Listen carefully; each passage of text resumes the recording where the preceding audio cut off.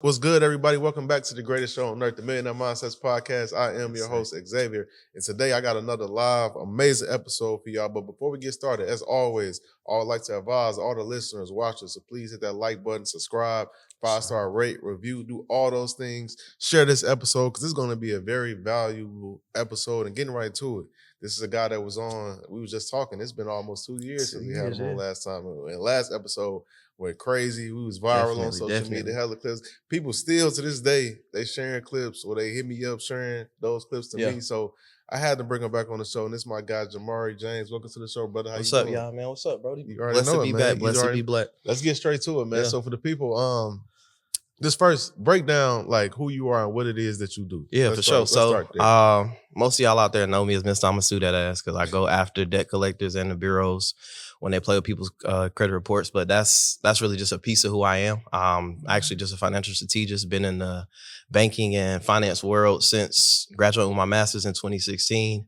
And honestly, my everyday, day-to-day business is really just helping small and medium-sized businesses not only understand the KPIs and the SOPs that need to be put in place to scale, but showing you and identifying the areas why your business is not scaling. Something we talked about earlier. So that's really who I am. But most of y'all know me on the internet as Mr. I'ma sue that ass. So I'm back and blessed to be here with my brother.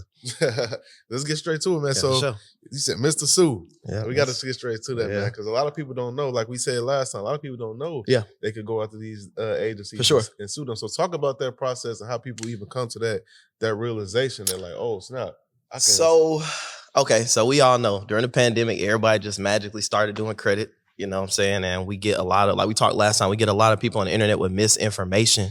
With the TikTok videos and the dances, like, oh, you can use this to get this off your credit report, da-da-da. So then people are taking that advice and they're actually going out and doing it. And then they get letters back from the bureau saying, getting a stall letter saying, oh, this looks like it came from a credit repair company. So in my eyes, what they're telling me is I'm not intelligent enough to know the information that I need to know to get this removed off my report. So that's number one. So they send install letters or they're just saying, oh, this account was verified.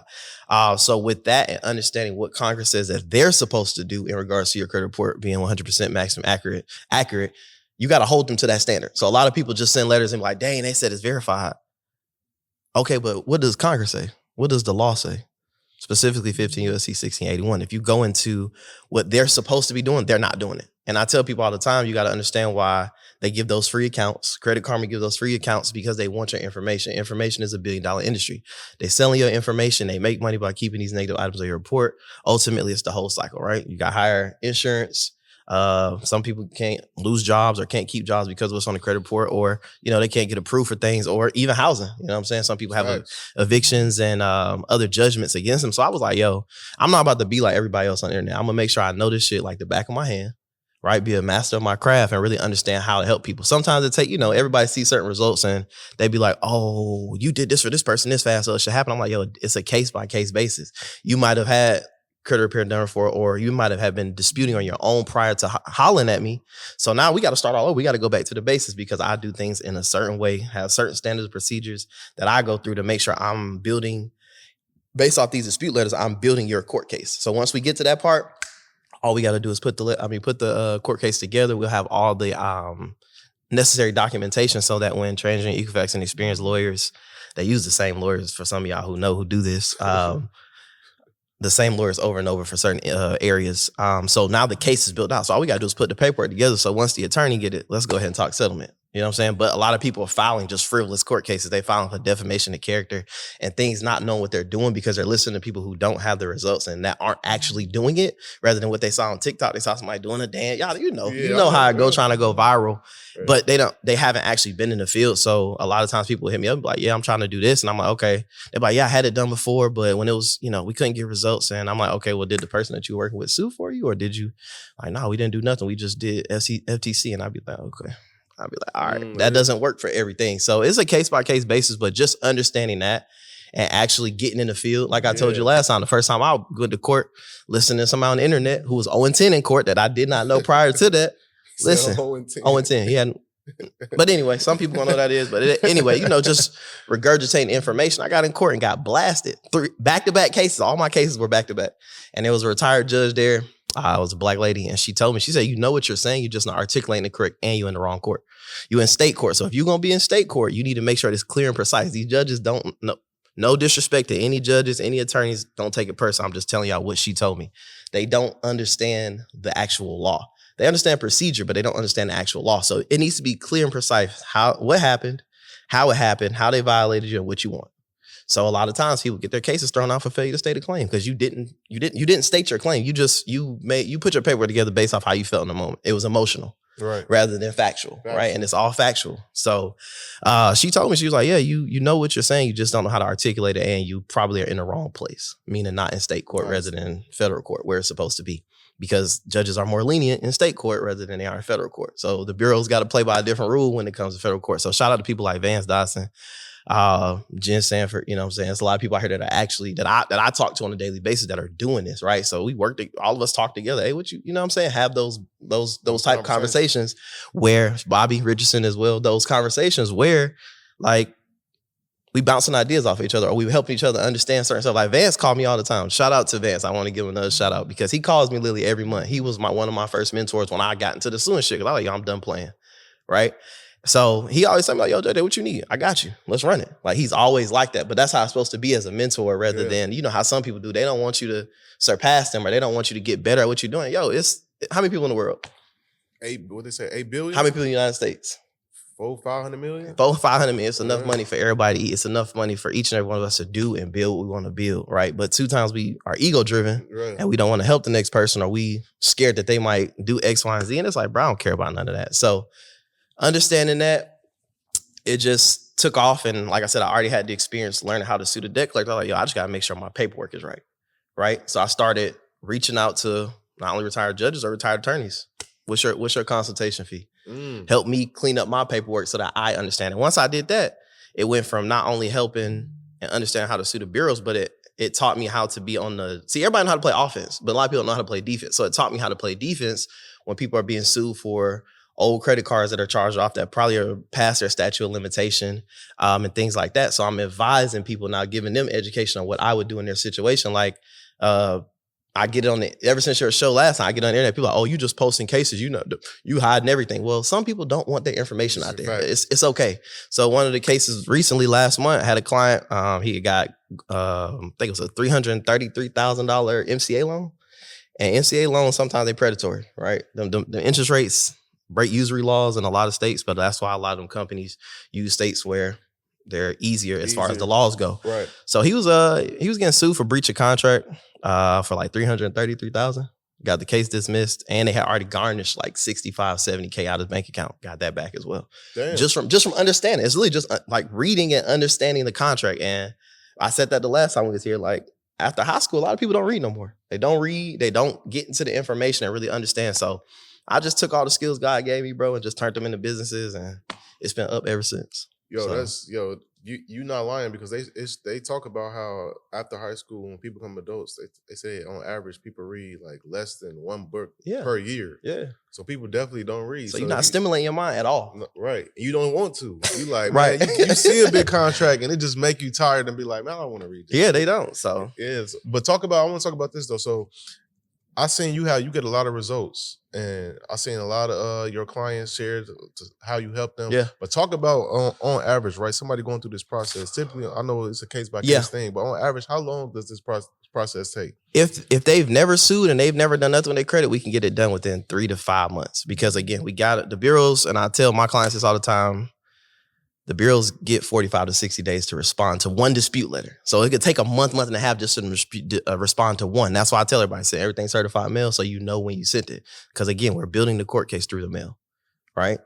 They can't say, oh, we didn't get your dispute letter. Your Honor, they got it on this date at this time. Here's the USPS tracking confirmation. So I would say anywhere from 3 to 6 months after about that third or fourth month, when they're still either sending stall letters or just choosing not to dispute the information, that's when it's time to put the court case together.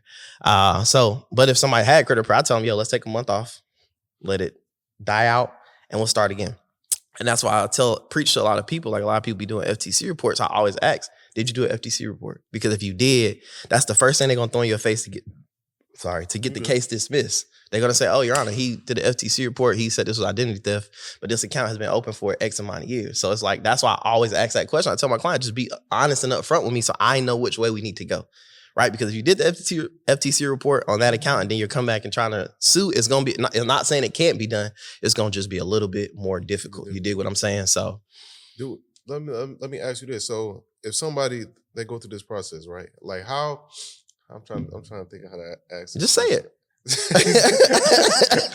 So like I'll put it like this: how many people do you think this applies to? Because I'm pretty sure there's a lot of people that's in the position where they could do something like this, but they're not even aware that they've been screwed over. Right. How many people? I'll say 99.97% of people. I'm just gonna be honest, because everybody has some type of inaccuracy on their report. Even when we talk about charge-offs, like I tell people, they be like, oh, I got a charge-off, I got a collection. I'm like, well, is it with the third party or is it with the original quote unquote creditor? He'd be like, oh, it's with Capital One. Okay, cool. So therefore, that's not really a collection. It's a charge-off because they already took the tax credit for it. So they'd be like, oh, well, I'm gonna just pay them. I said, well, go ahead. You're just giving them free money. Not saying, again, this is for educational purposes only. But once they charge it off, they're gonna get a tax credit for that amount, right? So therefore, if it's over $600, they should be, in fact, giving you a 1099-C. Right? But people be like, oh, they said they're not going to send it. Okay, well, if they tell you they're not going to do what they need to do on your behalf to IRS, what do you think you need to do? People are like, bro, I don't know. I'm like, well, shit, if you don't know, I don't know. Like, we got common sense got to take over at some point to understand I got to do something. Don't just take their word for it. Make them prove what they're saying. If they're saying it's a charge off, that means literally they got a tax credit for it. They're taking a tax credit for it at the end of the year. Right? So this shouldn't go to a third party, which a lot of times it does. So now they're eating on not only the tax credit, but they just got paid by this company, whether it's pennies on the dollar, to buy this pool of debt, which will be the third party debt collectors. Mm-hmm. You mentioned credit repair when we started and talked about credit repair companies. And I seen somebody ask you this on your Instagram. You talked about, and you said our credit repair company is a scam. So I want to ask you that on this show. Yeah, I tell people it's a case by case basis. You got to know who you working with. You gotta do your own due diligence. You can't just see an ad on Instagram or go to their page and see one person say, okay, go through posts from last year. Hey, look, I see you work with this person on this date. Can you tell me about your experience? Because people see, oh, Xavier does this and he got the Lambo outside. He got the content, the marketing lifestyle with all this stuff. I want that. So I'm gonna go work with him. Then they get scammed. Like I've had people come to me like, yo, I gave this person 10 grand. I say, you get them 10 grand to do what? And they'll tell me, and I'm like, okay, I mean, hey, that was their price. I get it. But what did you get? About, X, Y, and Z. And then sometimes people be lying too. Sometimes people don't give you the full story. They don't. Like they'll say, oh, well, he scammed me, but they don't tell you that he reached out 4 or 5 times to get you to update your credit monitoring. They don't tell you that they didn't send updated address information. So it's a case by case basis. And you really kind of got to vet the person that you gonna do business with. But you can't just send them a million DMs because most people, people be like, bro, I DM'd you a month ago. Yeah, well, the shit get lost sometimes. And people, some people take that personal. So I just tell people, vet that person yourself. Get on their page and do what you need to do as well. What would you say is that vetting checklist? For me, I'm gonna go find some reviews. I'm gonna find real people with reviews. Okay. See if anybody else in the industry knows them. See if somebody that you might have done business with. I hit you up about, yo, what you think about this person? We done had no conversation. You I don't really know. And I do that with a lot of my, me too. Because we get into, when it comes to marketing, it's a lot of stuff we're not professionals at. So I'd rather go to a professional, but I'm going to ask somebody that I trust, like yourself or, one of my other business associates, what you think about this person? Have you worked with them? And somebody be like, yo, they scam me. It's all right. I can't because I'm literally just saying, hey, take my money too. Now I get it. People change. But we both know when it comes to business, it only take one time, and then that's a wrap. Your business is done. Your name is tarnished. It's over. Yeah. So would you say it's safer for people to learning and doing themselves? Yeah, but most people always hit the claim of they don't have time. So if you tell me you ain't got time, I'm not about to sit there and try to teach you. Facts. I'm gonna just, okay, cool. Here my price. If you like it, cool. If you don't, and they be like, and I never take offense when people say, oh, that's your price. Well, yeah, that's my price. I mean, for credit repair. Yeah, I know. Oh, okay. Yeah, I know that's my price because at the end of the day, I still got a business to run. I still got a staff to pay. Absolutely. And if you feel like you want to go with somebody else, cool. But I just hate when people don't work with you or they get your number and they be like, oh, da, da, da, and then they go work with somebody else and then come back. And it's like, you just wasted 6 months or 3 months or however the amount of time. So what is your thoughts and opinions? And I seen you speak on this as well, because this is a huge thing right now. And it's the buy now, pay later thing. Man, it works for the people that it works for, but if you already don't have great financial discipline, it's just gonna put you in a worse situation. I've seen people, finance concerts, sporting events. Like I literally had a guy book me. He's like, yeah, my wife wanted to do this. So we booked it. And I was like, well, how much was it? He's like, oh, it's $5,000. I was like, so you paid $5,000? He's like, nah, I use Afterpay. I'm like, okay, and what happened? He's like, yeah, I kind of got behind on the payments and they started hitting me with like $200-$300 in interest. I was like, so how much you owe them now? He's like, close to like $7,500. So it's cool if you have the financial discipline to do it and say, hey, I can get this done. But a lot of times, I mean, people are impulsive. They're going to just say, hey, I'll pay this $250 now and worry about the rest later. And it's like, all right, cool. What about your other bills that you already are behind on as well? Like I get it. Experiences are cool, but it gotta be a case by case basis on is this a need or is this just a want right now because my friends are going or because I want to do this right now? And it's so crazy because we're in a time period where it's never been this easy to get in debt. Like you literally could be on your phone, want to buy something, you got the option to pay for it later. Mm-hmm. And some people see that as like, I heard this story the other day. This girl, this is so wild. You know, this girl, she said she was dating a guy. And he basically was like swindling her, but he took her to Best Buy. He was like, he's like, could you get this laptop for me? I'm gonna pay you back when I get got my card. So she took out a credit card at like Best Buy. Oh Jesus! Spent $3,000. She said they walk out to the car and the guys go, man, you know what's the best part about all this? And she said, what's that? She was like, that it was free. And she said, she was like, what? But it's not free. And he was like, I'm like, yeah, you ain't get you. Yeah, this going right over your head. She don't get it. Yeah, he took advantage of the situation 100%. So right, that's like, insane though. But I mean, it happens every single day. People, they get in love and love start making them make. I'm like, all right, I just asked you, was that a decision you made with your heart or your head? You know it wasn't. I mean, yeah. But and I get it. My grandpa used to always say before he passed in 2020, he used to always say like, a giver will never stop giving, but a taker damn sure ain't gonna never stop taking. Like once a person show you their character and you might have looked out for them 2-3 times and they hadn't, okay, it's a boundary of being a good person and just being a good dumbass. Like, and I'm being 100% honest. No, dead ass, because sometimes we have good hearts and we start to give. It's very thin. But you got to set that boundary. And some people let people manipulate them into making decisions or doing stuff for them because you love them, bro. Love ain't paying not one damn bill. Bro, that leads to another thing, because I just was talking about, I was saying how in order to make money, especially in order to keep money, I'll say in order to keep money, like you can't be this, how can I say it? You can't be this like submissive, nice ass person. Yeah. Because people will absolutely take advantage of you. Yeah, 100%. With no, like, they ain't gonna feel bad about it. They just gonna keep doing it. No, and it be the people close to you, his family, friends that saw you come up, they feel entitled. And it's like, why do you even feel entitled to something you didn't help me build? I don't know. That's the $1 million question. Yeah, it's that, and that's the question. Like, I mean, I've had that conversations with family. It's a tough conversation, but like, yo, y'all forget I have a daughter too. I got a kid too. That changes everything when you have a kid. So I can't just be like, oh yeah, here you go, here you go, here you go. Your track record not that great, but here you go. Like, no, we can't do that. And then you've seen. I'm sure you've been through. I've been through. We help people out, and then bro, it's like you just became their biggest enemy.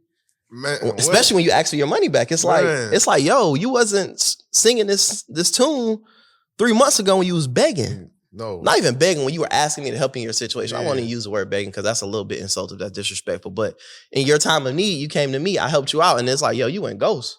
I ain't get a, hey, bro, I'm gonna handle you. I'm gonna give you something this month. Like, and it's like all those things can be fixed with just conversation. But again, people ego get in the way. No. You 100% right, bro. It's an interesting dynamic because that's what happens. And I know me, as soon as I had my daughter, because before I had my daughter, it was like somebody needs something. They ask me. I'm like, oh yeah, if I got it to look out, I got you. Especially if you family, I consider you family. I'm like, I got you. The moment I had my daughter, that shit was dead. It has to be, because I look at it like, at this point, you taking food out your daughter's mouth. Absolutely. And my daughter's more important. I don't give a damn. Listen, I don't care about none of y'all. When it comes to my daughter, it's a wrap. Like, but that's your priority now. That's the boundary that was set once you had a daughter. Yes. Right? You had a wife and you like, all right, I can still, but now it's like, this is dead. I can't, like, come on now. Like, this, if it all fails, and if I ain't got nothing, she gonna be looking at me like. Listen, one of my coaches in college, literally had got a new coach. I think that was my junior year. Shout out to Coach Hall, Will Hall. He literally came in the meeting room.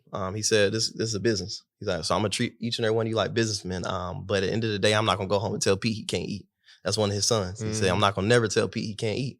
And ever since he said that, like, then it stuck with me my whole life. So now that I'm we're building businesses and we doing things to help people. It's like, I hear that in my head. I'll never go home and tell Kaylee she won't eat. She won't, right. No. Not happening. Not gonna happen, not a damn day in life. Because we talking about like protecting yourself, but I want to also talk about protecting yourself from cyber threats. Okay. And I know that you talked about this as well. Like, how can people, especially in these times where people get their information without even realizing? Yeah. So how can you protect yourself from You can these reach things? out to a lot of those companies and tell them you want to opt out of your information being shared.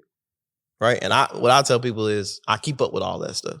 If I told you I don't want my information shared and I see a soft pull on my credit and it came from so-and-so, that's a conversation we gotta have. And it ain't gonna be a phone conversation. We're gonna handle it in court. So now these companies, especially, the subscription-based companies, have to give you the opportunity to not only cancel this stuff, but opt out. But also a lot of people share their information freely. Like, I'm not signing up for a free website just for X, Y, and Z just to give my information. They're using that and they're selling it for marketing. That's why I tell them, like, yo, y'all get those little credit one letters and these other small companies when you're fixing your credit, like, hey, come do a line of credit. You get it in the mail. You're like, how did you get my information anyway? It's because these companies sell it. So I tell people, don't put all your personal information on the internet. If you got social media, like that's how some people get hacked. You got your birthday, you got your hometown. Those are a lot of the questions that are asked when it's time to do the forgot password and stuff like that. Yeah. And there are a lot of places you can get on the internet and find where they'll wipe all your information on the internet. That's why you can't find certain people. I know. Oh yeah, I'm with it. I had to do the same thing. They wipe a lot of your information from, like, I think the guy who told me about it, he says information showed up on like 6,313 websites. He's younger than me. He's 30. 6,000? 6,000. And so think about how many of those websites don't have SSL certificates and stuff like that as far as security goes. Somebody can end up with your information. Now you on the black web. That shit real. No, dead ass. No, that's very real. It's very real. And people will buy that information and, hey, they don't care about you. It is what it is. Somebody was in, have you ever seen this on social media where like those people, they be walking up to random people, or they might go to a random person's crib and be like, hey, what you do for? So look, somebody did that to you? Somebody came to my crib, like random. It wasn't like they knew it was me. Right. It was random as hell. They were just like going to cribs in my neighborhood. So they came to my door. It was a young white dude. He knocked on the door, open the door. I'm like, what's up? He like, hey, I don't mean to bother, but what do you do for a living type shit? And I'm like, bro, you know where the hell you at, bro? First of all, you in Texas, number one. Yeah. No, that's what's y'all gun laws here? Bro, what? Oh, you off. I could have been like, if I was like, man, I was really in fear for my life, he can't. For sure. So I'm like, bro, first of all, you in Texas. You coming to a black dude house. Like, motherfucker, I don't know you. Like, you don't know me. You don't know where I'm from. I could have all kind of PTSDs and traumas from shit like this. I'm like, bro, don't do this shit again. But I posted about it on my Twitter. Just like laughing, and one of my homegirls, she like, bro, I'm about to send you this thing. She was like, nobody should know where you live at, because she thought it was intentional. She thought he just came to my crib, and she like, you file this stuff out, nobody will be able to find anything about you where you live and shit like that. So that's you ain't lying. That's a real, so like thing. When we come on podcasts and stuff like this and have these conversations, then people start to see you out. I literally had somebody walk up to me leaving the airport. And was like, yo, bro, I'm trying to lock in with you. I'm like, yo, that's a little scary. Like, he literally just walked up to me and started walking. He was like, yo, bro, I'm trying to tap in with you. I'm like, huh? Like, I had headphones and I'm like, what? What you talking about? He's like, yeah, you Mr. Suda. I seen you on the internet. And I'm like, okay, cool. But you just, like, you walked up to me like as if we was going on the same flight. He was like, oh, damn, my bad, bro. Like, I was too close. I was like, nah, it's just, you gotta at least walk in front of me and shake my hand and say something. So don't pop up. Yeah, bro. Like that. And then you got the trolls on the internet when you on certain pages and like your stuff. I'll be killing people, flaming. And they be in my comments crazy. Then they'll try to go on the internet and try to find some information about you. And it's like, okay, and I think people have gotten into this. Oh, let me go find some information on Xavier. Try to put it out there and embarrass him. You'd be like, okay, and I done told the world about that. Like like you told me when we first had our podcast. You said this gonna go viral. I said why? You said because people get on the internet and try to fake who they are. He was like, they try to be a totally different person rather than just being themselves. And for a long time, I didn't believe you until it started happening. I'm like, bro, people really get on the internet and fake it. And it's like, you faking it for motherfuckers who don't pay their own internet Wi-Fi bill. They don't know you. They'll never do anything for you. And it's like, bro, I don't care. Like when we go to some of these events and people see me, they're like, bro, you got a pickup truck. It's paid for. It's mine. Exactly. I don't got no car note. And they're like, oh, you got the Rolls Royce. Where it's at? It's not in Atlanta. I'm like, why are you worried about my business and where, like, the stuff that I have going on? Like, that has nothing to do with you. No, it don't have nothing to do with you. It's not going to change nothing for you. So I think not to cut you off as far as that good. information. I had a conversation with a lady who booked a consultation. She got a tax business and she got on there and started crying, Zay. And I'm like, I'm in shock because I'm like, is this about to be like an event session or? And she was like, yeah, I just feel like I got imposter syndrome because I see this person posting this and this person. I'm like, yo, why are you concerned with what somebody else is doing in their business just because yours is not moving as fast as you thought it would? She's like, yeah, and I be praying to God. And I said, the teacher always quiet during the test. I said, and Wallow spoke at one of, shout out to Wallow. He spoke at one of Him 500 events, I think 2 months ago. And he literally said people would get on the internet and compare themselves to somebody else, not knowing it might be a drug dealer funding their business or they getting their ass beat at home. You don't know. You just see what they post on the internet. You allow that to make you feel inferior when it's like, you might know 10 times what that person know. That's why people be like, oh, what you think about this person or this person? I'm like, I don't know him. So I don't know opinion. I don't know nobody who work with him. And I don't never throw salt on somebody else's business unless I know they've scammed somebody. Other than that, I'm not gonna say nothing because it don't take no money away from you. If you decide that's what you want to work with because you see they post this, they post that, go do it. That's your choice. But the whole being ego driven and trying to throw salt on somebody because they might have more than what I got, you don't know that. That might not be theirs. That might be least. No, that's a fact. And like today with social media, authenticity is so rare. Yeah. So when people see it, and that's authenticity, that's an energy that's very easy to read. You can see it, you feel it. You ain't even got to see it. If you could hear, you could tell like that's them for real. That's the true version of them. And there's so much fluff and fake stuff on the internet. So when people see the real thing, they be like, okay, that's real. Right? Yeah. They be like, that's real. And that's. But me and you had that conversation too. And I told you, I'm just like, I've never understood why you would want to fake being somebody that you're not. Because that shit too hard. Every day you got to wake up and put on a mask rather than just getting up and being Xavier Miller every single day. Yes. Right? Instead of being Jamari James every day, I'm trying to be like this person or that person. It's like, nah, it's cool to have a mentor. It's cool to see somebody else's success, get that 1% from them of what they did to scale and add that to your shit. But changing your whole persona, it's like, you do know I know you off the internet, right? Like, it'd be insane. No, it do. So but they think that's what, a lot of people think that's what they have to do though. They're like, I gotta do this insane, to get attention, to whether to get sale, make money. I look at it like my biggest thing going from being like an athlete in the corporate and stuff, and then when I started just full entrepreneurship, my grandpa used to always tell me, he said, what God has for you gonna come. It don't matter how saturated the industry is, that's right? My grandma said the same thing. My mom said the same thing. And understand that it's like, cool. I was always big on, I'm not dick riding nobody. Excuse my French. I don't care who you are. Because me knowing you or me taking a picture with you is not going to do anything for my business, right? So me trying to emulate you or me being like trying to be like you, that does nothing for me, right? And people, like you said, people see people and they're like, yo, I want what he have. I want to be just like him. Nah, be yourself. Yeah. The people who rock with you are going to rock with you and they always going to show up. So the biggest thing for me was always never selling out. I ain't selling out. I'm not dick riding. I don't care who you know. I've been getting money before I became an entrepreneur. I'm going to get money after. But it's like, people, like you said, people see that and they like, oh, I got to be in this circle. Nah, build your own goddamn circle. Me and you literally had a whole, we talked on the phone for an hour, and I don't know if you remember this, about building our own circle. I remember. And now we both have our own tables where we don't got to go kiss nobody's ass to do this. And it's like, and people be like, oh, you know Xavier? I'm like, yeah, that's my dog. Like, we cool. They be like, how you know it? I'm like, bro, I'm like, it's cool. But they get starstruck and it's like, bro, this man put on his drawers the same way I put on my drawers. Like, I tell people that shit all the time. I be like, bro, y'all need to stop putting people on pedestals. Yes. I don't give a damn who it is, including myself. Don't even put me on no pedestals. I promise.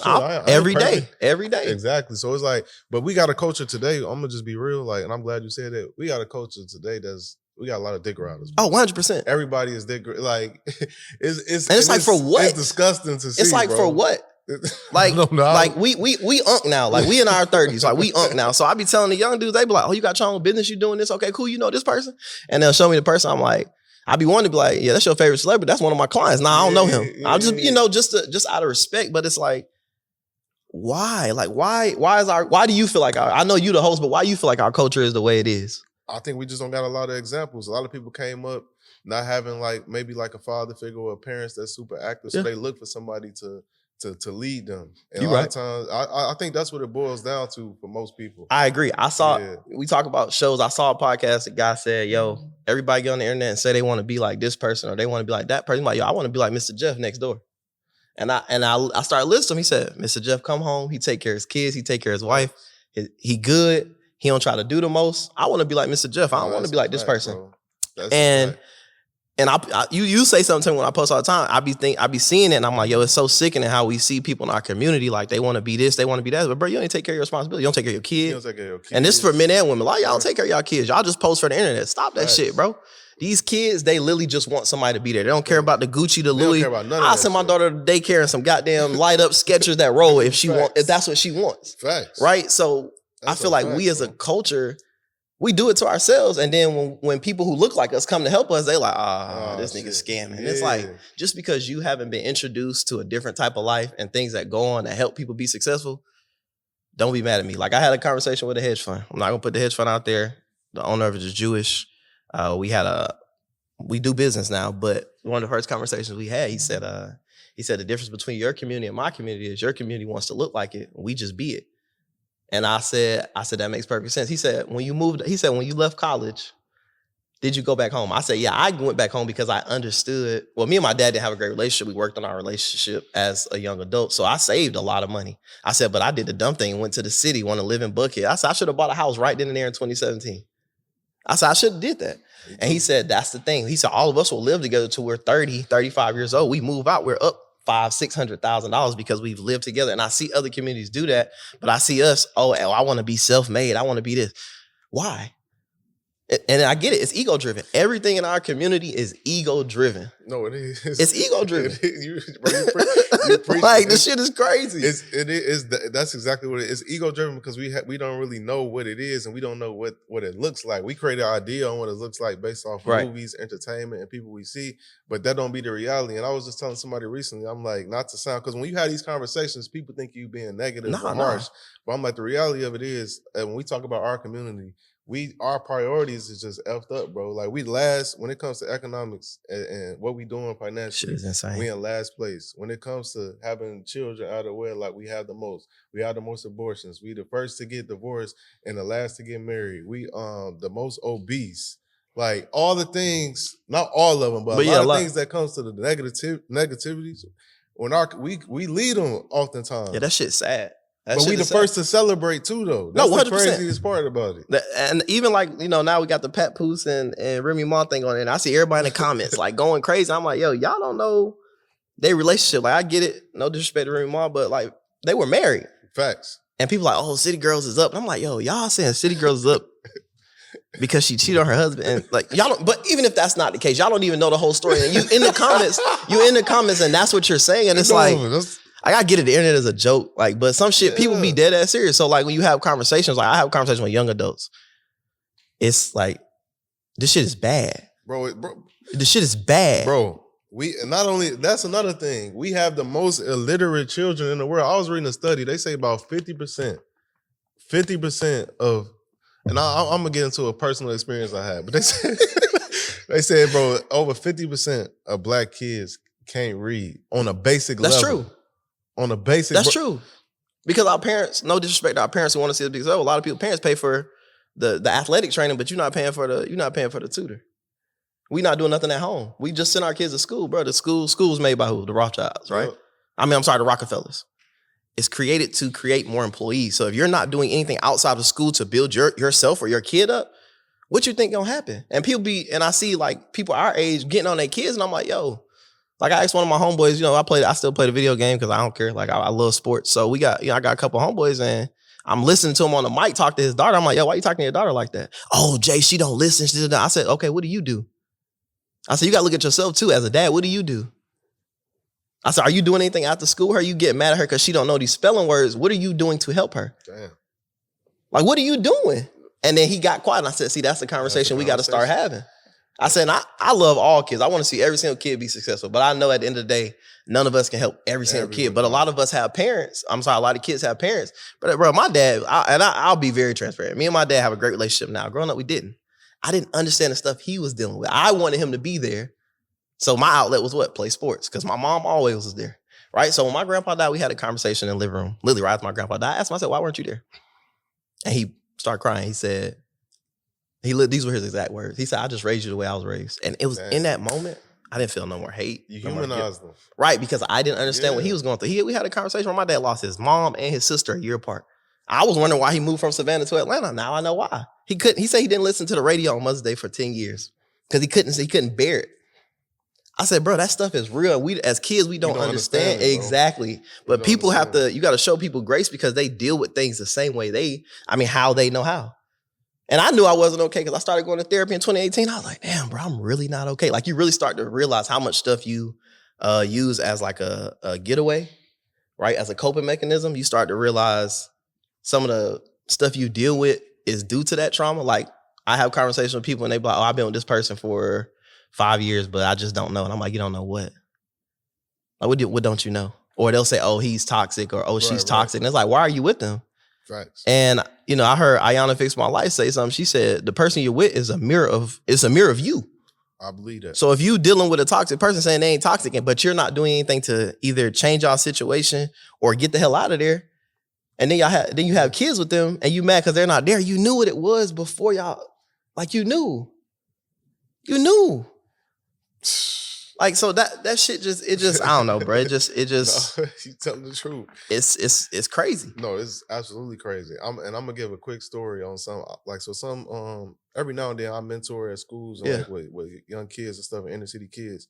And recently, the last time I was there, I was with this 8-year-old boy, and like no exaggeration, he couldn't read or write at all. I'm talking about 8. He what? Third? That's third grade. 8. And I'm talking about, I ain't talking about reading nothing difficult. I'm talking about cat in the hat basic type reading. And I didn't realize he couldn't read until he was on YouTube. Mind you, he know every NBA Youngboy, Rod Wave, hell no, song word for word. So he come to me, he like, hey, what's the name of this song?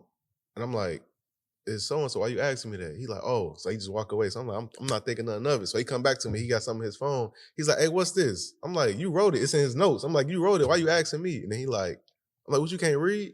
And then he looked at me, he was like, I was like, wait, you can't read for real? Yeah. He like, no. And that shit hurt you. And that shit hurt me, bro. So, but this the wildest part about it. So his mom comes to the school and I go to her, bro, because I'm that kind of person. As you should be, yeah. I'm like, bro, I ain't on no mean shit. I'm not trying to bash you, but I'm like, bro, your son can't read. He 8 years old. Like, that should be unacceptable. Like, what do you expect from him out of life? How you gonna get a job? How you gonna buy a car? How you gonna buy a home? He can't even join the military if you can't read on the basic level. Right. I'm like, that should be unacceptable. You know what she told me, bro? She said, I'm being anti-black and too hard on him. So I said, bro, she lacked accountability. Lack of accountability. I'm like, bro, how, like, too hard on him. He can't read at 8. He can't read at 8, bro. I was like, I'm being too hard on him. I said, ain't nothing I can do. All I can do is pray. But you know what, though? It seemed like in our community, like, people want to coddle their kids. And it's like, yo, something my mom told me early on. She said, I knew what I didn't want you to be. So I put you around other men who were exactly the opposite of that. Instead of coddling you, I let you experience your own stuff because you're going to go through life, but I'm not going to coddle you and try to protect you because you see it. A lot of people coddle their kids and then they go off to college and they got this free world. They're like, fuck, I never could. I'm free now. And what happens? First semester, they out of there, or she pregnant, or he got a kid. Like, and it's like, bro, we got to stop. In our community, I agree with you. And that's why I enjoy people like, John Bryant. He talks about like what we're supposed to be doing, and people be like, oh yeah, like you said, you being negative, you being hard. Nah, bro, I'm stating the facts, and people don't want to hear the facts, and people don't want accountability. I just feel like if I'm your friend or I'm your brother, I should be able to hold you accountable. If you don't like that shit, then we don't need to be cool. Because I would expect you, if I wasn't doing so, I expect you to call me like, yo, bro, I seen that, or I heard about that. Yeah. So like, people be like, a lot of people be wanting to do business with me and they be married. But it's like, I know what you're doing. I can't, because if you'll do that to your partner, you'll do that shit to me. And we in business. And when money get involved, you already know how people get. That character is gonna come out. That character is gonna come out. So it's like, you'll slime me out. You'll slime your partner out. If you'll slime your partner out, you'll slime your business partner out. Bro, absolutely. This crazy. You just breaking up all this stuff. Because I literally just having a conversation. I know somebody that I was cool with, bro, close with. And he did something. I ain't going to say what it was, but he did something super foul to somebody else. Right. And I heard about it. And I hit him up. I said, yo, bro, what's going on? Is this true? He tell me, no, it's not true. So you my boy, I'm going to take your word for it. Yeah, first. Just to later on, I talked to somebody else, and they showed me the evidence, the proof, the confirmation that that he did actually do it. When I seen that, I immediately cut him off. Everybody asked There's nothing else to say. There's nothing else to say. But everybody asking me, they like, bro, why you do that? He didn't do it to you. I'm like, what the He fuck? What kind didn't of do lie? it. I don't. But you know what though? That's the type. But that's the type of things that we do, and I talked about it when I was shooting my own content.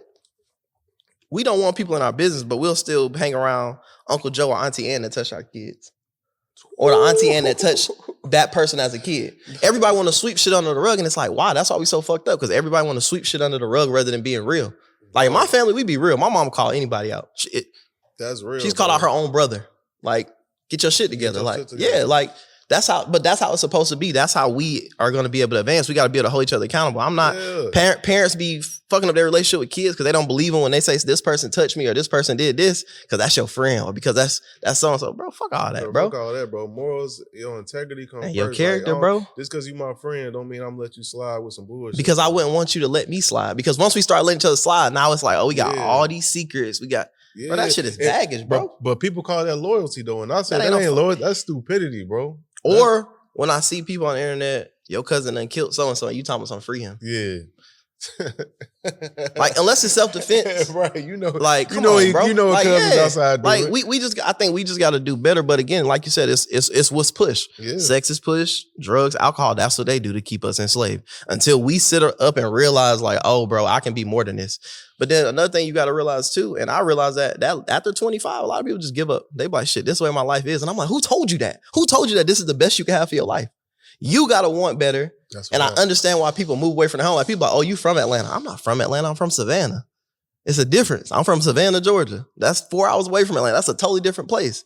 So going from that, I know those 4 hours. Yeah, well, it's like, it depends on where you live. But yeah, it's about 3.5, 4. So depending on where you live, I'm like, yo, we done slept head to toe in my grandma's house. We done did the hand-me-downs. I'm like, so why wouldn't I do everything I need to do no matter how hard it is to make sure that if my grandma needs something, if my cousins need something, if anybody needs something, it's done. But we don't want to look stupid. We don't want to go out and study asset protection. We don't want to go out and do the things that the elites are doing because it's not praised on the internet or it's not talked about. And it's like, yo, I don't want you to die and have to do a GoFundMe for your daughter.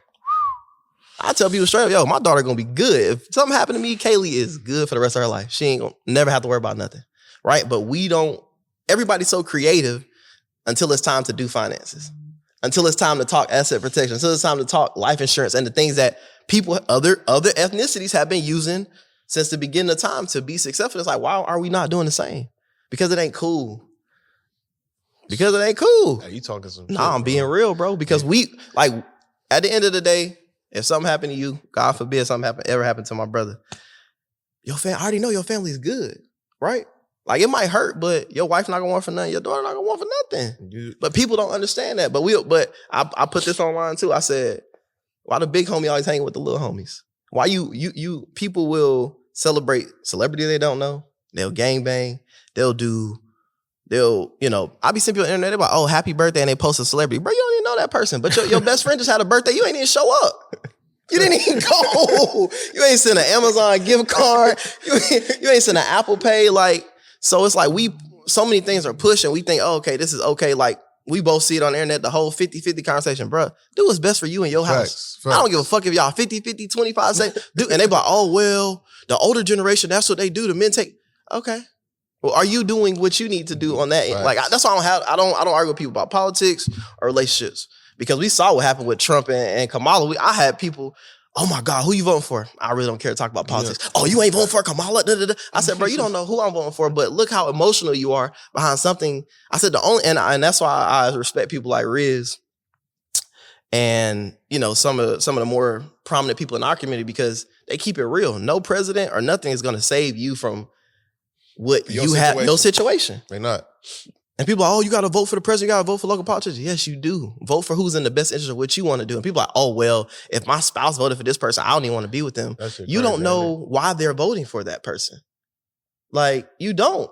And that's the conversation people be having. I'm like, yo, so y'all talk about this, but y'all won't get together on a Sunday with your whole family and have a conversation about finances and what y'all can do to get ahead.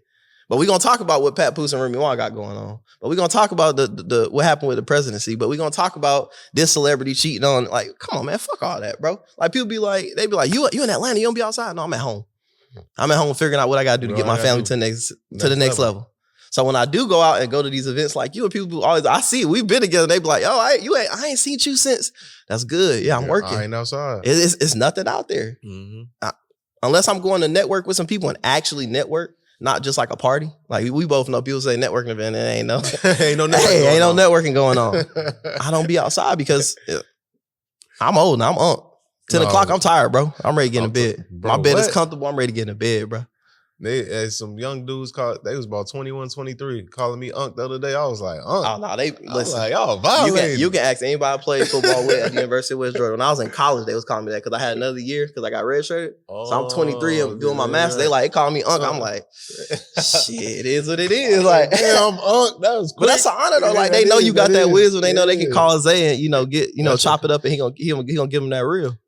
Hey, I like everything you saying. A lot of real stuff because these are conversations we need to be having. It is, bro. Motherfuckers don't want to talk about it. I'd rather meet up with 10 people I don't know and have these type of conversations on what we can do for our communities to be better, rather than sitting up and saying, "Oh, let's do X, Y, Z," and it's like, nah, bro. Like, I'm not trying to go to no party. What the fuck we celebrating? Like people, like we know entrepreneurs that, like you said, they make the money. But at the end of the year, they ain't got nothing to show for it yet because you done spent it all. You done blew through it because you like, oh, I got this invoice about to be paid. I got this going on. Like, nah, bro, you can't say, oh, I made $1 million in a year. Okay, what'd you gross? What was your net income for the year? Let's talk about that. Don't tell me how much your business made. How much did you keep at the end of the year? Like, those are conversations we need to be having to not only build each other up, but to be able to scale ourselves, because at the end of the day, bro, only person who really, really care about you, probably your mom, your grandma, your kids, and maybe your wife or husband. Mm-hmm. I don't expect any of my friends to ever feel sorry for any situation I got going on or anything like that. Because at the end of the day, a lot of times we put ourselves in this situation, and that's something I had to tell my mom, stop bailing people out. Let them drown.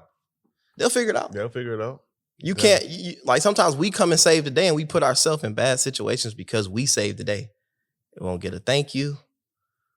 I see ET talk about this all the time. He said, we don't get a thank you. You thought that person was going to be solid when it was time for you to do what you need to do, and you called on them. They like, oh, shit, bro, I'm going to pray for you. Okay. But you wasn't saying that a year ago when you needed X, Y, and Z. You dig what I'm saying? So it's like, I don't feel bad for saying no. I tell people all the time, I'm only obligated to the people around me that look out for me as well. If you've never done nothing for me or something for my family, even if it's a thoughtful gesture, like I still got friends, my mom's birthday come around, they send my mom flowers because we've been cool since forever.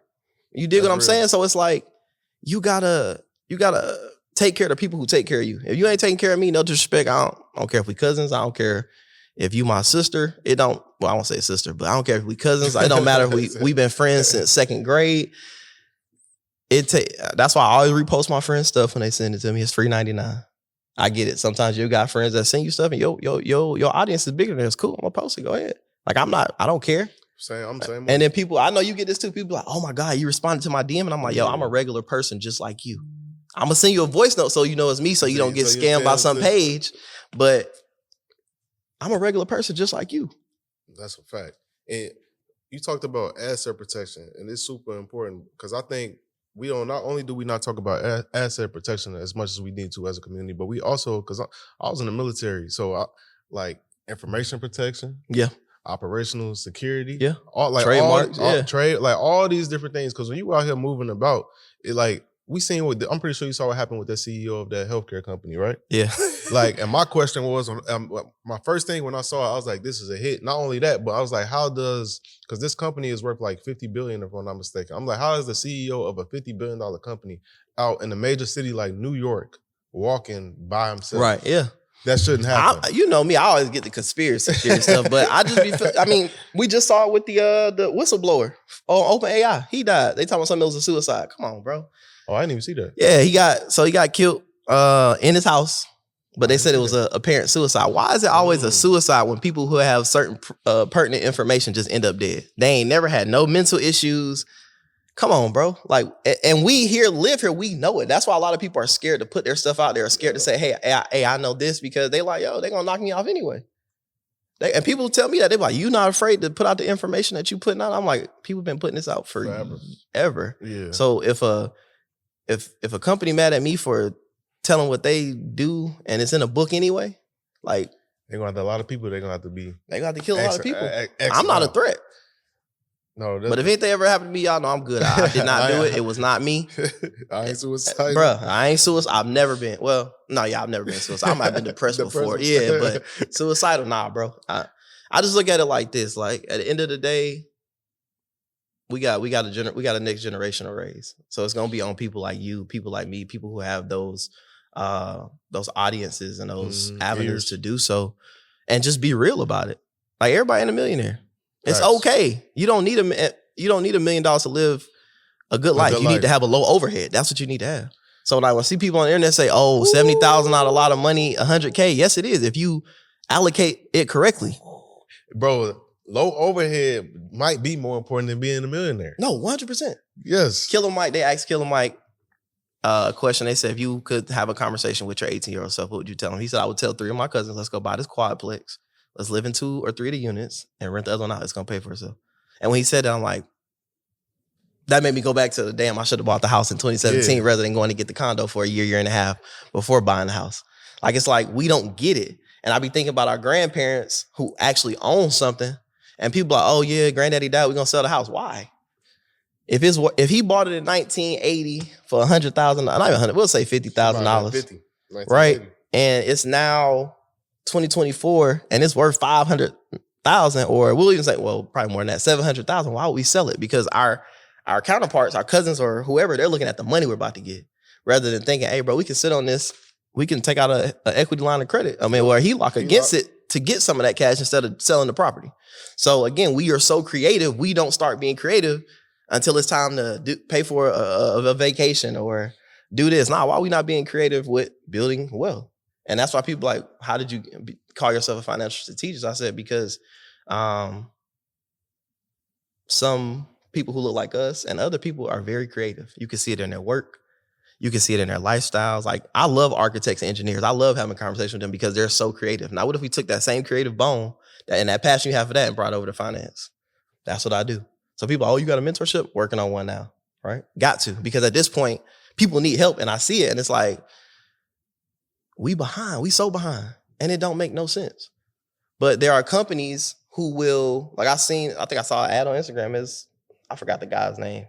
I don't want to be name dropping, but he has a community where it's millions of investors come together for financial or real estate or commercial or residential deals and projects. They all work together. He charged whatever. I think he charged like $9,800 for 3 months, something like that.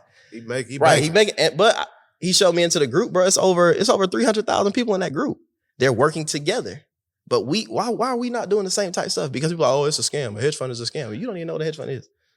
People tell me that all the time. Like, I operate one. People are like, oh, it's a scam. I'm like, okay. I'm like, so been working with them for 2 years, made this much money, and it's a scam. I'm like, just say you don't understand. Instead of calling things a scam, just say you don't understand certain stuff. And that's the conversations we got to be open to having and doing the research to find out what certain stuff is. No, you're right. Don't do it. No, you're right. And it's man, this a deep convo. This probably because I seen you talk about this, and this I'm like, we gotta at least talk about this kind. You talked about no, I seen you talk about spending on a wedding ring. Yes, you said spending like 30. Yeah, so I saw the video. It was a young lady, young Caucasian lady. He asked her a question about marriage. And he said, would you accept a $5,000 or $10,000 ring? And she said, no, it got to be 30K. So I'm looking at her and I'm thinking like conversations, everybody used to get mad at Kevin Samuels and certain stuff he was saying. He was talking real. So I'm looking at this lady. I'm like, you're saying 30K. But I'm looking at her because that's what everybody say they want a 1% man. That's what most 1% men going to do. They're going to look at you. Do you fit what he wants on his arm? So I'm like, 30K. And then I'm listening to what she said. She's like, yeah, I'm worth it. What makes you worth a wedding ring for 30K when you can take that 30K and put it into whatever investment vehicle and now you up 140, 150K? So a lot of people, especially in our community, that's why we have the highest divorce rate. A lot of people want to get married for the aesthetics, the wedding, the stuff. They're not trying to be married to be married. No. They're not trying to be, they want the show. They want to post, they want to hire the photographer, the videographer to come do the wedding so they can post on Instagram for their friends. And it's like, we seek validation from people who don't care. They don't care. What the fuck we doing? Yeah, bro, if I was engaged and a woman said, "Oh, my ring gotta be 30K," oh, shit, that must be for your next man because we through here. He said that must be. We through here. Your priorities fucked up. No, bro. 30, 40K on the wedding ring. Nah, don't. But that's a part-time job, bro. And yeah, that's somebody's part-time job. I would have, if y'all been together, let's say y'all been married for 10 years. And you say, I'm finna. You finna But upgrade. starting a marriage off like that, when you know these days, marriages don't even be making it to 5. You know what I'm saying? So usually it's like, oh, I'm gonna be real. And I never even shared this on the podcast before. Me and my wife got married, our wedding was $1,500. Y'all heard it here. Y'all heard it here. This a multi-million-dollar company this man running, and he said him and his wife's wedding was $1,500. Not the ring, the wedding. Yeah, come on, bro. And it was at the Four Seasons too. Look at that. The Four Seasons, a nice venue. Yeah. Y'all ain't go crazy. No, it was $1,500, bro. Because I'm like, how I see it like, why do all that because I'm not getting married for other people, and plus I'm like, we hit the 10-year mark. 20, we gonna be together for life, right? We hit that 10-year, 20-year mark. If you wanna, if that's what you wanna do, and then people hear you say that and say, "Oh, he was with her before he got married for 10 years. He been, bro. You gotta understand, we building for longevity. We're building for longevity. I didn't seen it too many times, bro. I didn't have friends that spent $40,000-$50,000 on their wedding just to get divorced a year and a half later. Insane. And they didn't have that $40,000-$50,000. They went in debt to pay for it. Now the wedding is over. The marriage is over, and they still paying for it for 10 years after they ain't even with this person no more. I done seen it happen so many times. I'm like, bro, that don't really make sense to me. And I'm not telling nobody, go have the dream wedding you want to have. Just make sure your priorities in order if that's what you're going to do. Like, taking out a loan for a $40,000 wedding and y'all don't even make it a year? Bro, that's insane. But then it's like, do you really know who you married? Like, because, I mean, if we're going to take it a step further, a lot of people date people just because of the way they look. You ain't thought about his or her mindset. No. You ain't thought about, can I actually build something sustainable with this person? You like, I like them right now. Okay, are you going to like them? You might like them in your 20s, but are you going to like them in your 30s? You don't know. You don't know this. You don't know. But so and that's what really kills when people say, "Oh, somebody should know if they want to marry you in a year." Yeah, but I haven't seen you through all seasons of life. I need to see you through I need to see you when you up. I need to see you when you down. I need to see you when you trying to get it together, because now you really know somebody. You know how they are under pressure. You know how they are when shit not going their way, because we both know a lot of people are front runners. It's cool. Hey, we win and we good. But when that trial and tribulation hit, they like, "Oh, I'm running for the hills. We can just break up." Okay, you didn't know that person, right? And people don't understand. My grandpa was married to the same lady before she died on Valentine's Day of 2020. Miss Janice. They was married for 37 years? And I asked my grandpa, I said, what kept y'all married? Because him and my grandma didn't get married. I said, what kept y'all married? He said, man, waking up every single day and knowing that this lady has the mindset, I need to help y'all get ahead. And I said, okay. I said, so what did y'all do during those tough times? He said, we worked it out. He said that's what it is. He said people aren't getting married for longevity. They're getting married for right now. Oh, girl, he's 6'5" and he muscular. Okay, he might be broke as hell. He might be super in debt. Or he like, oh boy, she got a fat. You know how dudes talk. And it's like, okay, you marrying her for that? Or you marrying her for the BBL? Or you marrying her for the mindset? Because people forget, bro. Just being real. It's gonna fade. Out of all the years y'all gonna be married, y'all gonna be having sex probably less than 5% of the time. Yeah. So if you marrying for something that's just physical, it's gone. It's most of the time y'all not gonna be doing that. It's gone, and then y'all gonna have kids. You gonna get a quickie? What you doing? Most of the time it's gonna be y'all sitting around having conversations or doing whatever y'all doing.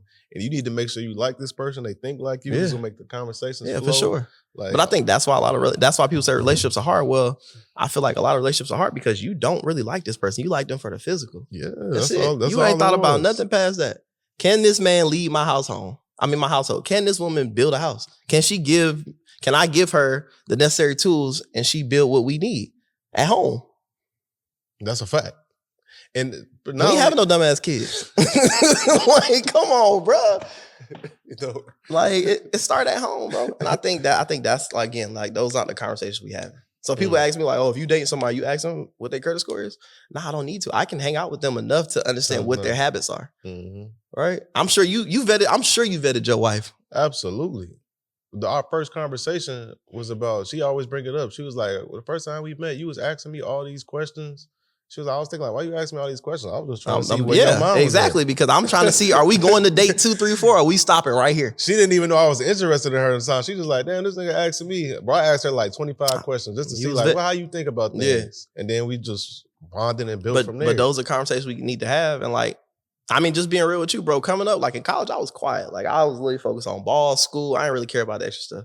So like now people that I went to college with, they're like, yeah, bro, you glowed up. And I'm like, nah, I've been the same person. Y'all just didn't know. Yeah, we weren't having conversations. And the conversation I wanted to have, people weren't having. No, not then. No, absolutely not. No, hell no. They like, bro, fuck you talking about? We outside. We outside. Right? So those are the conversations we got to be having.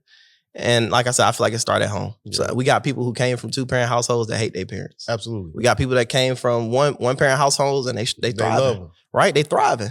But it's like, I look at it like this, you got to do what's best for you. And if you ultimately you vetting the person that you're going to be with, I feel like it'd be it's you know, you can probably test it. It's 10 times easier because I know who you are. Yeah. So when the going get tough, we gonna be the Cosby. Well, anyway, we gonna be a legitimate black family. I ain't gonna well, I start something. You know, this is fact, and this is the last thing I'll say on that. I think you also have to, because I know I told my wife this years ago, like probably in 2017 probably, because I was on a winning streak for so long, year after year. I'm a logical person. I know this is not forever. Something's gonna happen. It's gonna get bad. Right, for sure. So I told her, like, there's gonna be a time when things probably gonna get bad. It's gonna get rocky. I'm just letting you know it's not always probably gonna be like this. It's ebbs and flows. You might need the help.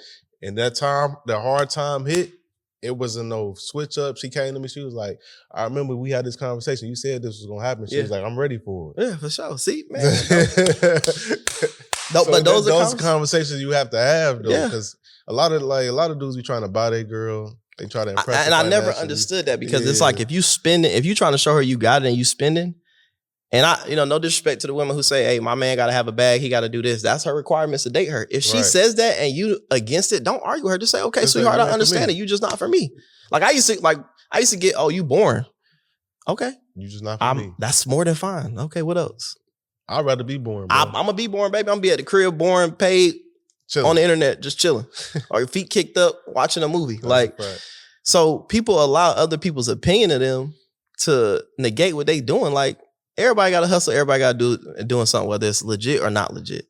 My whole thing is if you're doing something that's not legit, use that non-legit bag to get a legit bag so you can get out of the way. Mm-hmm. Like my guy that was a kingpin, we have conversations all the time. And I tell people all the time, I learned everything from him going away in 2006, 7, 8, one of those years, one of those 3 years I was about to start high school. So we'll just say 07. And 06, 07. And we used to write each other. So, back then that's writing. So one of the things he told me, he's like, yo, you coming into your own as a grown man, you're about to go to high school. He's like, I need you to stay focused and remember everything that you're trying to do in the future. Don't let a situation right now, because you're starting to feel yourself, don't let it get you fucked up. And we would literally write each other back and forth. He was in Arkansas when he got locked up. They took him from Atlanta to Arkansas. I think he was in the same jail where T.I. was at, if I'm not mistaken. And we literally would write each other. He's like, yo, I'm proud of you. Just keep going. He's Muslim. So we have conversations and he used to tell me, he's like, yo, you have everything you need. You just got to stay focused and never sell out. He said, I don't give a damn whoever come up to you and trying to like, yo, we need to partner and do this. He's like, bro, vet them.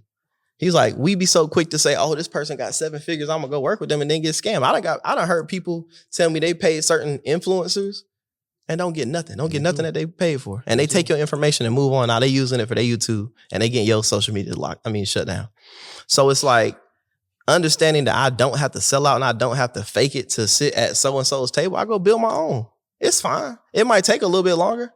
You can always go get a mentor who can show you how to scale, right? But I think that's the issue. A lot of people see people who are doing what they want to do and they don't go have a conversation like, hey, Xavier, I'm 21. I'm thinking about starting a podcast. What advice would you give me for when I first start? Instead, they come and you like, big bro. Like, come on, don't big bro me.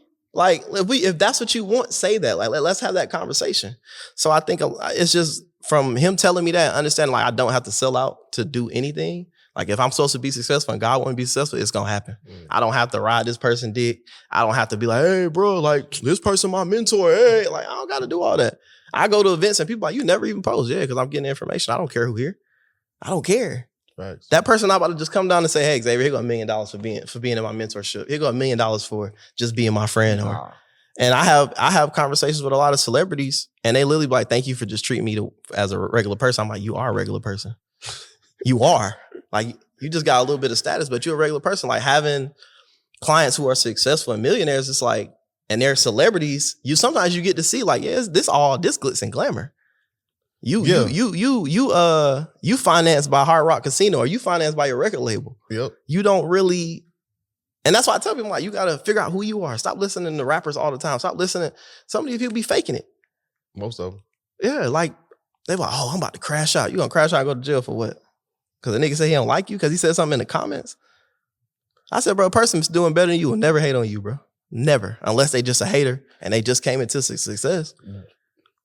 That's valid. Yeah. So, you man, bro. I'm just being real, bro. We here, we gonna make the most of it, bro. Like, and if people want to be controversial, shit, we can have a controversial conversation. But a lot of people, they don't really, they want it. They want the podcast you have. They don't see the trips when you going from your daughter for 2-3 weeks in a row. They don't see you staying up at night with the staff, getting, you know what I'm saying, getting videos edited to have content to post the next day. They don't see the standard operating procedures you have in place to get to where you are because you've been doing this for so long. They just see you and be like, I want to be the #1 podcaster. No, you don't. You want what you think comes with that. Right. That's what you want. That's really, and that's what a lot they want. They want the money. They want the notoriety. They want the validation. When it's like, yo, I literally work with people who do 600,000-700,000 and they don't got no bust down. They don't got nothing. But they got some assets. They show you that. They show you that portfolio. You gonna be, and that's why I love Aristotle. Shout out to Aristotle. Like, he from Atlanta and he young and he doing it, but he don't try to be like, oh, I got this sign up. Like, no, he doing it the right way. Teaching people how to invest, how to trade, how to do different things, how to create skills. That's gonna pay you forever. So I feel like that those are the conversations we need to be having. Like, I want to see the Black community as a podcast, as an entertainment. Let's go towards teaching the next generation. They don't want to see that. When we start working together, come on, man. It's gonna be real disruptive. You ain't lying, bro. And I, man, you gave a lot of value, bro. But before we wrap up, I just want you to plug all your stuff where people can find you, follow you, become a client of yours, want to learn from you, everything you got going on. Plug it before we. For sure. So. Website is up at www.jamari, that's JAMAREE, James.com. You can go there, book a consultation. Let me know what you're trying to do. Working on the mentorship. The mentorship will be out before the new year. We about to start actually building every single thing we talking about. Gonna have my brother on there. He don't even know it yet. I'm ready, bro. Just let me know. And we gonna do this the right way. Like, we as a community got to do better. But it starts with each and every one of us. You got to be able to hold yourself accountable and say, damn, these are the areas I'm weak in, and go find somebody who's strong in those areas, so that you can become better in those areas. So you can follow me on Instagram at @TheRealJamariJames1_. I will send you a voice note if you message me. I'm not going to send you a message back because too many people have been getting scammed with the crypto and trading, and y'all sending people. Don't send nobody no money. If I ain't send you an invoice, don't.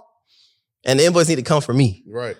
With your information. With my information. So man, just let's do it. 2025 need to be the year that you change your life, your kids' life, the trajectory of your family's life. And I plan on being a part of helping as many people as I can. So appreciate my brother for having me today, bro. You already know it. And as for me, y'all can follow me on all platforms. I'm at Millionaire Mindsets. That's every single platform. TikTok, Instagram, Twitter, YouTube. All those. All those. Follow my boy Jamari as well. Yeah. And that's all I got for y'all on this episode of the podcast. See you guys next episode. Peace. Peace, love, and light.